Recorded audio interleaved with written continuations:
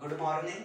तो भाई देखिए, रिंकू रवि क्लासेज और संघर्ष की इस दुनिया में आज जो इंग्लिश का सिलेबस और सबसे बड़ी बात है ना, रिमूव ऑफ इंग्लिश फोबिया, यानी कि जो इंग्लिश से डर लगता है उसको रिमूव हो जाएगा आज। क्योंकि सारा पैटर्न समझ में आ जाएगा कि क्या कैसे पढ़ना है। देखो, मैटर ये नहीं करता है आप कंपटीशन इंग्लिश की तैयारी कर रहे हो, आप किसी भी फील्ड में हो, भाई इंग्लिश समझ लो हर जगह काम आती है। तो उसी हिसाब से मैंने इंग्लिश को यहाँ 3 सेक्शन में डिवाइड कर दिया है। एक तो कंपटीशन इंग्लिश, दूसरा स्पोकन इंग्लिश और तीसरा भाई एकेडमिक इंग्लिश। देखो, मैटर ये नहीं करता है कि आप एकेडमिक लेवल में साइंस से हो या जो है आर्ट से हो या बायोलॉजी से हो, कॉमर्स से हो, किसी से भी हो भाई, कोई मैटर नहीं करता। लेकिन इंग्लिश ऐसा सब्जेक्ट है ना, हर जगह रहता है।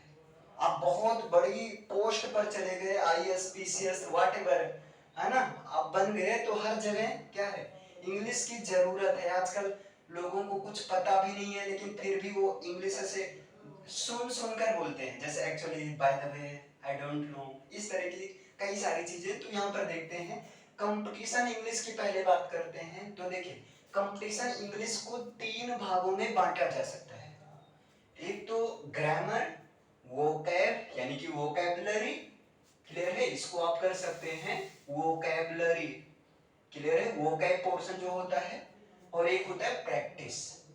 तो देखो, एक चीज और दिमाग से हटा दीजिएगा, आप किसी भी एग्जाम की तैयारी कर रहे हैं, चाहे वो पेट हो, चाहे वो सेट हो, या जो है एसएससी, बैंक, एनडीए, है ना, सीडीएस, कोई भी हो, सारी मैटर वही रहती हैं हर एग्जाम में। बस थोड़ा सा क्या होता है, लेवल अप डाउन हो जाता है। जैसे अभी क्या है, बैंक में चले जाओगे भाई, ये अच्छी खासी इंग्लिश है ना, एसएससी में ठीक है, ठीक ठाक है ना, और अभी एनडीए इन सब में, तो हर एग्जाम में लेवल अलग होता है, रहता वही है, क्लियर है। तो यहाँ जैसे ग्रामर में हम लोग दो चीज साथ में ले चलेंगे, बेसिक और एडवांस दोनों को साथ में। मतलब जैसे किसी भी टॉपिक का पहले बेसिक कवर करेंगे, उसके बाद में उसका एडवांस। क्योंकि बेसिक क्या रहेंगी, अगर कभी कभी क्या अक्सर एग्जामिनर ये कलाकारी कर देता है कि क्वेश्चन को बेसिक से उठा देता है और हम लोग फंस जाते हैं। तो बेसिक एडवांस दोनों को साथ में ले चलना है। जैसे इसमें पहला टॉपिक रहेगा पार्ट्स ऑफ स्पीच, जो कि आर्ट है। इन सबको अलग अलग सेपरेटली पढ़ना होगा।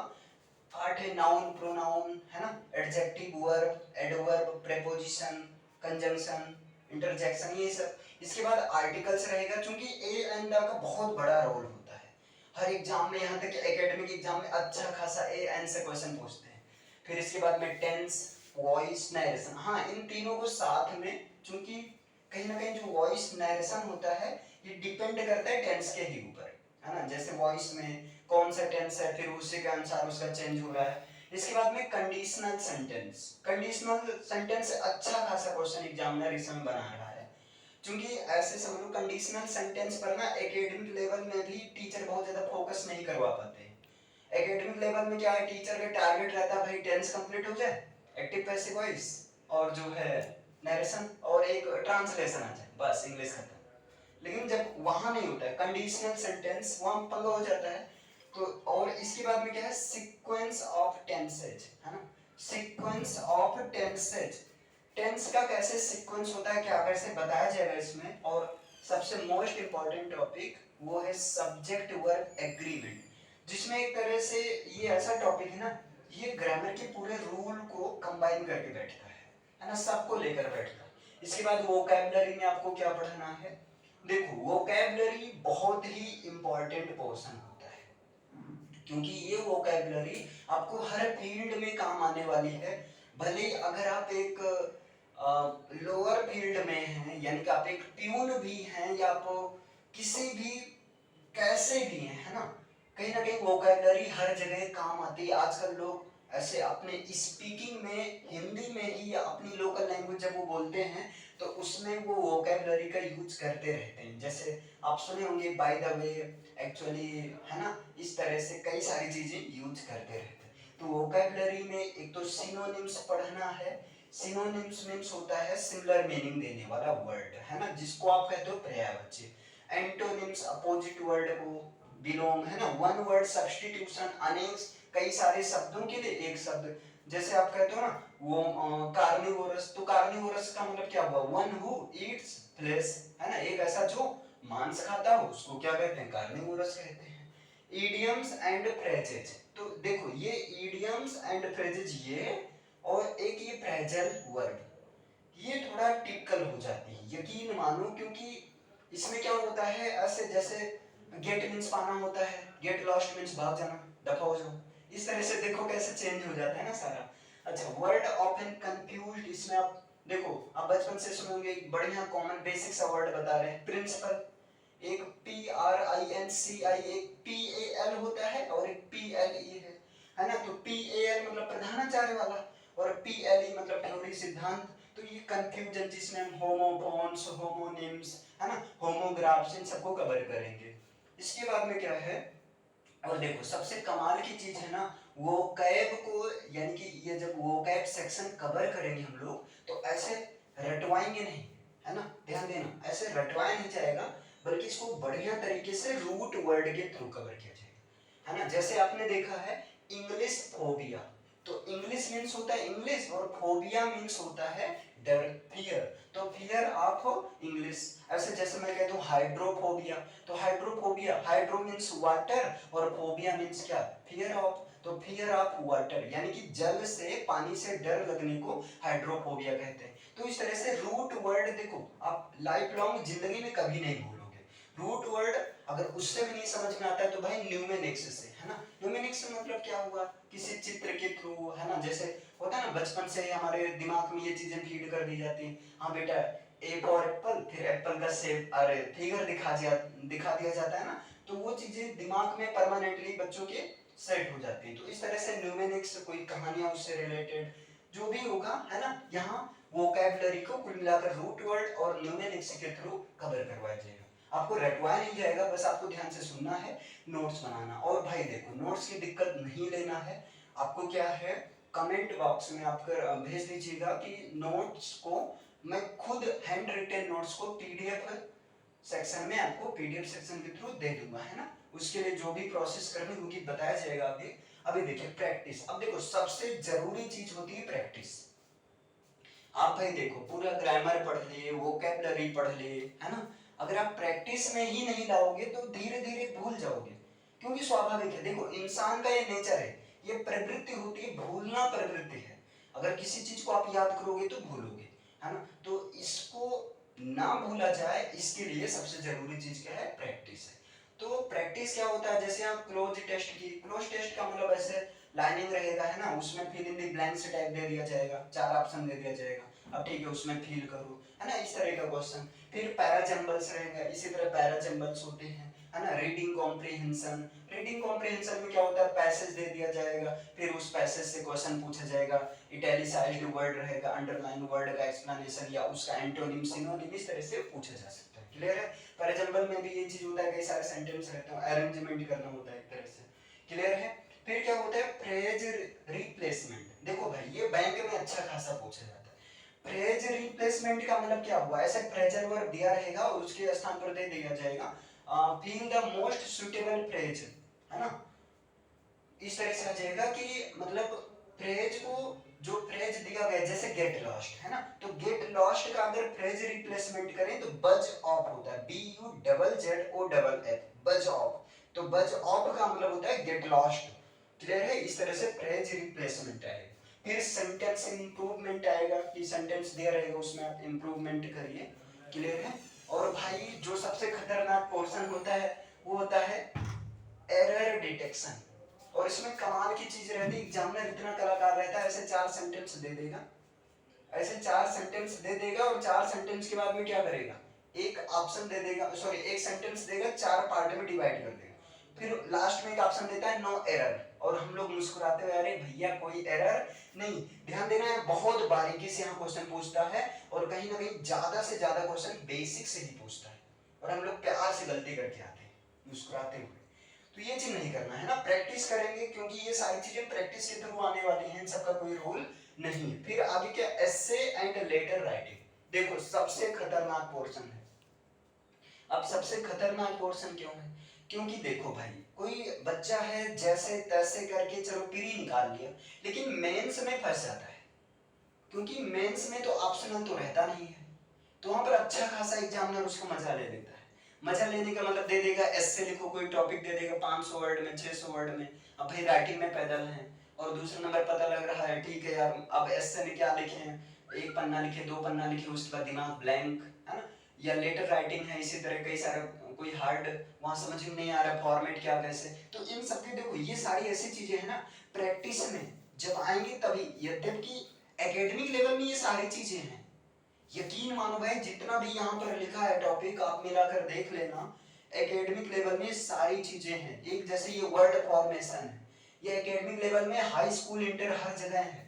वर्ड फॉर्मेशन में सफिक्स प्रीफिक्स है ना, नाउन को एडजेक्टिव, एडजेक्टिव को नाउन, वर्ब से नाउन कैसे चेंज करें क्या कैसे, सारी चीजें बढ़िया। लेकिन क्या होता है एकेडमिक लेवल में उतना ना तो टीचर फोकस करवाते हैं और ना ही हम फोकस करना चाहते हैं, तो ये पंगा हो जाता है। अब फिर ये तो हो गया आपकी ये सारी चीजें कंपटीशन लेवल की, मतलब 3 सेक्शन में, एक तो ग्रामर, और यकीन मानो भाई देखो अभी क्या एसएससी सीजीएल का पैटर्न चेंज हुआ है। बढ़िया पहले क्या होता था, ऐसे बच्चे जो मैथ में कमजोर होते थे मार खा जाते थे।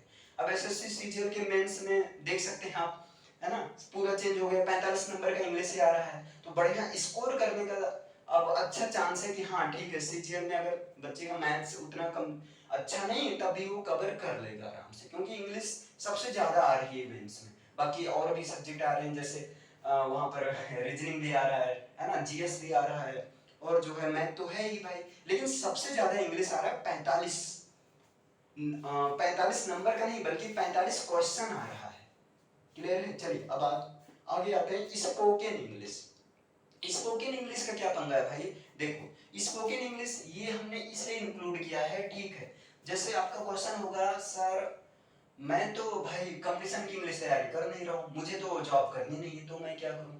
भाई आजकल फैशन हो गया है कि मुझे इंग्लिश सीखनी पता नहीं, ऐसे कई सारे लोग हैं, अभी दिल्ली आप कानपुर ऐसे बड़े शहर में चले जाओगे, स्पोकन इंग्लिश के लिए 4-5 हजार ये कॉमन है, मतलब 3 महीने का फीस जो होता है ना 3500 का 3 महीने वाला कोर्स, ये सारी चीजें पैसा पे करते हैं, जबकि ऐसा कुछ नहीं। स्पोकन इंग्लिश का मतलब क्या हुआ भाई, सिंपल सा, स्पोकन का मतलब बोलो, जो भी आ रहा है बोलो, कुल मिलाकर अगले को समझ में आ जाए बस, मतलब एक तरह से हेजिटेशन दूर होता है, दूर किया जाता है। इसमें जो 3 महीने का कोर्स होता है उसमें कुछ पढ़ाया नहीं जाता है, उसमें केवल हेजिटेशन दूर किया जाता है और ज्यादा से ज्यादा प्रैक्टिस करवाया जाता है। जैसे इसके लिए मैंने खुद से सोचकर 5 टॉपिक के थ्रू जो है आपका सारा स्पोकन इंग्लिश बढ़िया अच्छी खासी इंग्लिश बोलोगे, है ना। मैटर ये नहीं करता है कि स्पोकन में ग्रामर है कि नहीं, लेकिन थोड़ा ग्रामर इंक्लूडेड बोलो तो और अच्छी लगेगी, बाकी कोई पंगा नहीं ग्रामर रहे या ना रहे। तो इसमें 5 टॉपिक देखो, टेंस है, टेंस 12 टेंस है, मॉडल्स हैं जैसे कैन कुड में माइट नीड, है ना, इस तरह से सारे मॉडल्स का प्रैक्टिस, पार्ट्स ऑफ स्पीच में, है ना, इसके बारे में बेसिक बेसिक से पता होना चाहिए, यूज और एक्टिव पैसिव। अब एक्टिव पैसिव वॉइस क्यों मैंने रखा, जैसे एक कहा जाता है ना राजा को बुलाया गया, राजा ने बुलाया तो बच्चे समझ आते हैं अच्छा पास्ट इंडेफिनिट टेंस है, राजा कार्ड, लेकिन जैसे कह दिया जाता है राजा को बुलाया गया, बच्चे ब्लैंक, राजा को बुलाया गया है, एक्चुअली यहाँ पर काम करने वाला प्रेजेंट नहीं है, डूअर प्रेजेंट नहीं है, और जब काम करने वाला प्रेजेंट ना हो, सब्जेक्ट ना हो, यानी कि ऑब्जेक्ट की प्रधानता हो, तो वहां पैसिव होता है। राजा को बुलाया गया पास्ट इंडेफिनिट का पैसिव वॉइस वाज या वर के साथ बनता है, तो यहाँ पर होगा किंग वाज किल्ड होगा, तो यहाँ ओ सॉरी किंग वाज कार्ड होगा, है ना, राजा को मुझे बुलाया गया आई वाज कार्ड, लेकिन मैंने बुलाया आई कार्ड, दोनों में अंतर है ना। इसके बाद क्या होता है वर्ड पावर, बहुत भाई खतरनाक है वर्ड पावर, आपको तो स्ट्रॉन्ग करना ही होगा,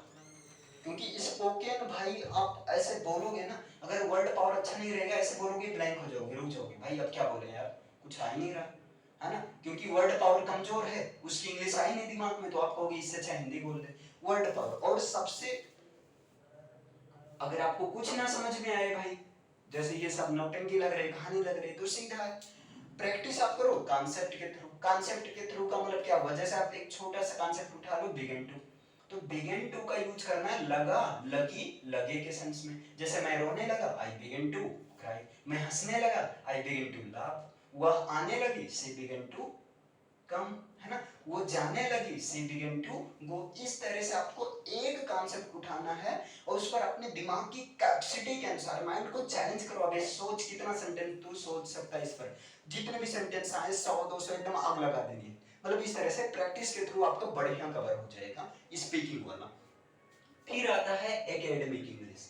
तो देखो भाई, एकेडमिक इंग्लिश की अभी क्लासेज बाय द वे नहीं चलेंगी, ये आपकी रिक्वायरमेंट के अनुसार ही चलेंगी। अगर आप में से किसी को नीड रहेगी, अगर मैक्सिमम मेजॉरिटी रहेगी कि हाँ सर इस चीज को चलाइए, तो बिल्कुल चलाया जाएगा। तो ये आपका है पूरा सिलेबस, है ना। आई होप बढ़िया समझ में आया होगा सारी चीजें। इंग्लिश फोबिया तो दूर करना ही है भाई। देखो ये फोबिया एक्चुअली, यकीन मानो इंग्लिश बहुत ईजी है, हिंदी से तो इजी है ना।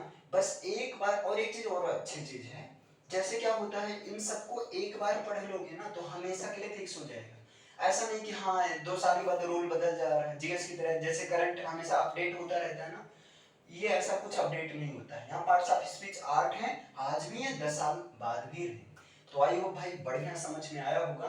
तो चलिए मिलते हैं नेक्स्ट क्लास में, तब तक के लिए भाई देखो ये चैनल जो बनाया गया है आप लोग के लिए ही, तो आप लोग सपोर्ट करिए, है ना, लाइक करिए, शेयर करिए और कमेंट करिए। अगर इसमें कोई इंप्रूवमेंट की नीड है तो उसे भी बताइए, बेहिचक बताइए।